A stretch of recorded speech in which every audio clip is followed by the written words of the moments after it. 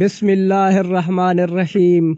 ابو ہریرہ رضی اللہ تعالی عنہ سے روایت ہے کہ رسول اللہ صلی اللہ علیہ وآلہ وسلم نے فرمایا، اس ذات کی قسم جس کے ہاتھ میں میری جان ہے، میں نے ارادہ کر لیا تھا کہ لکڑیوں کے جمع کرنے کا حکم دوں، پھر نماز کے لیے کہوں، اس کے لیے اذان دی جائے، پھر کسی شخص سے کہوں کہ وہ امامت کرے، اور میں ان لوگوں کی طرف جاؤں جو نماز باجماعت میں حاضر نہیں ہوتے، پھر انہیں ان کے گھروں سمیت جلا دوں۔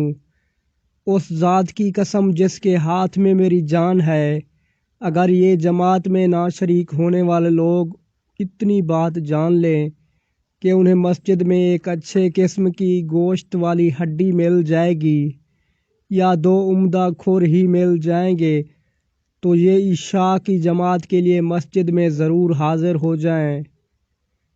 صحیح بخاری حدیث نمبر 644۔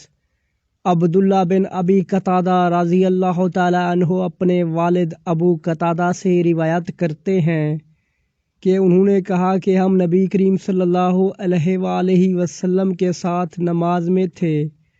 آپ صلی اللہ علیہ وآلہ وسلم نے کچھ لوگوں کے چلنے پھرنے اور بولنے کی آواز سنی۔ نماز کے بعد آپ نے دریافت فرمایا کہ کیا قصہ ہے؟ لوگوں نے کہا کہ ہم نماز کے لیے جلدی کر رہے تھے۔